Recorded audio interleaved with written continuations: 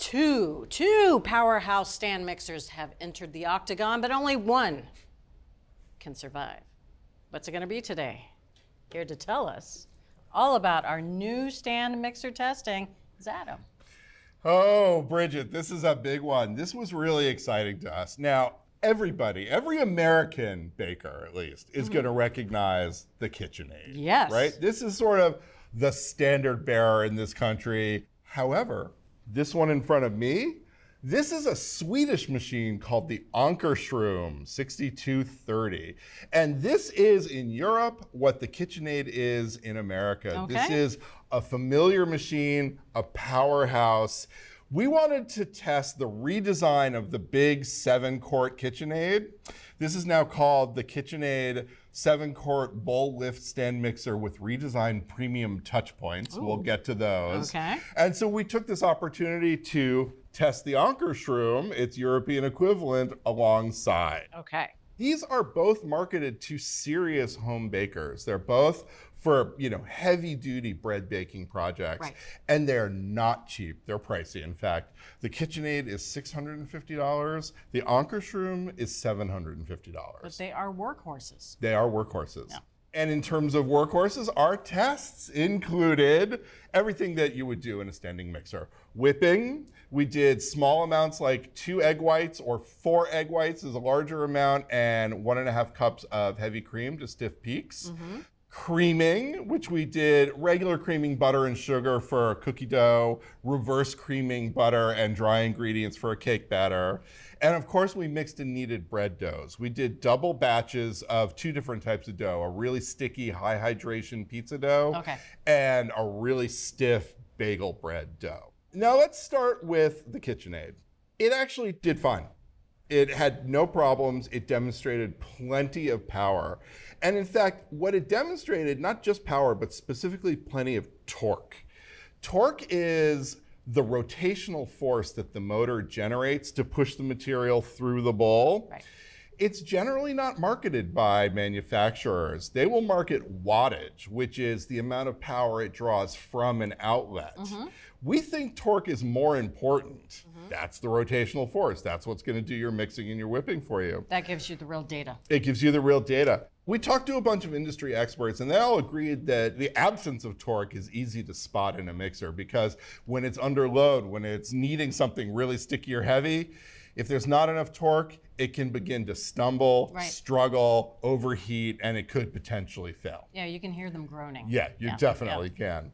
In terms of this machine's updates, because this is the new model, it's got stainless steel attachments. It's got an extra paddle that has these silicone fins that scrapes the side of the bowl, right, as you go, so you don't have to do as much scraping. It's got more speeds, and it's got a half speed for folding in delicate ingredients. Okay.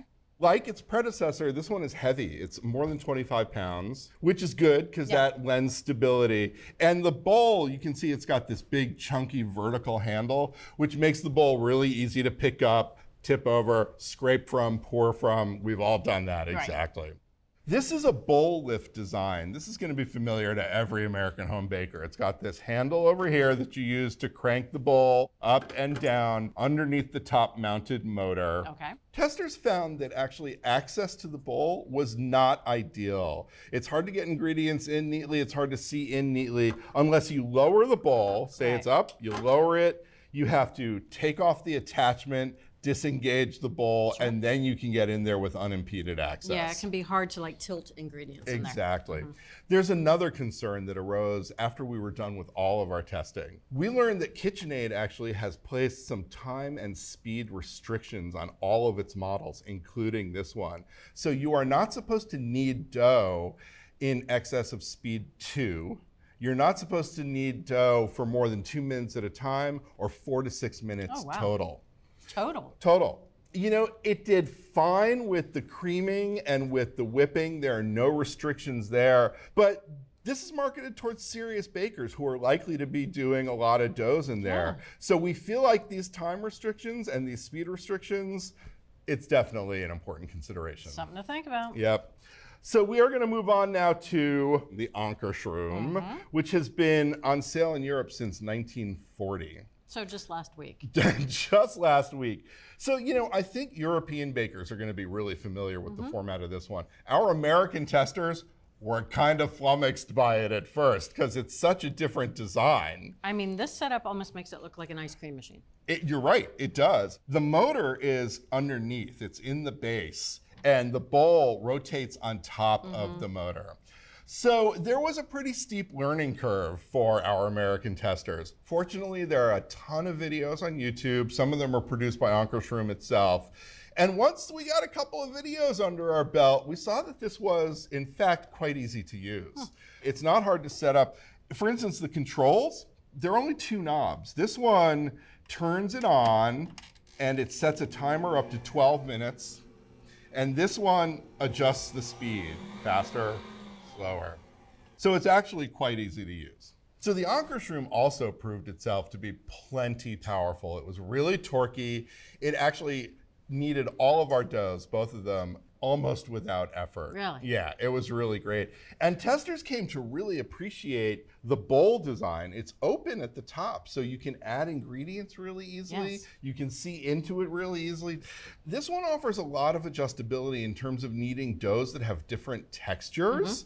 You can use the dough hook, which is this thing here, for softer doughs, stickier doughs, higher hydration doughs. Right. Or you can use the roller that's fitted in here right now for really stiff doughs. And further, you can adjust the position of the arm within the bowl, and you can also adjust the tension with which the roller rotates as it's kneading. Options. There's a lot of adjustability. Our testers were actually split on that. The adjustability meant that they had a harder time sort of fine-tuning particular types of dough, and some of them really preferred the one dough hook fits all approach of the KitchenAid. But we think that for expert bakers who are really, really serious and want that customizability, could be a real advantage. One thing to note with the Anker Shroom is that there are a lot of bits and pieces to this machine. You can see this is the 7-liter stainless steel bowl. Inside, you've got the dough roller and the dough scraper. Then you have a plastic Triton bowl for whipping and creaming. You have a cover that fits on both bowls. You've got the dough hook, the whipping whisks. You've got the creaming whisks that you can replace those with that fit into the same piece. You've got the post that's got to go in the center of this bowl for it to operate. Okay. On top of that, you can buy extra attachments. You can buy pasta rollers and sausage makers and grain flakers and all kinds of things with both of these. Right. But the point is, there's a lot to store, so you have to have the space for it. Where are you going to put it? You got to have the space for it. So in the end, we actually chose the Anker Shroom as the winner. It's a little less familiar to use. There's a learning curve. Once you get past the learning curve, which isn't hard, it's actually quite easy and convenient to use. It's very capable. It's adjustable. And if you want to check out a large capacity stand mixer, we think it is well worth your attention. Well, you really can't go wrong with either of them, but the Anker Shroom is the new winner. And it's the Anker Shroom Original 6230 7-liter stand mixer. It's going to cost you $750, but if you're a serious baker, it's probably worth it.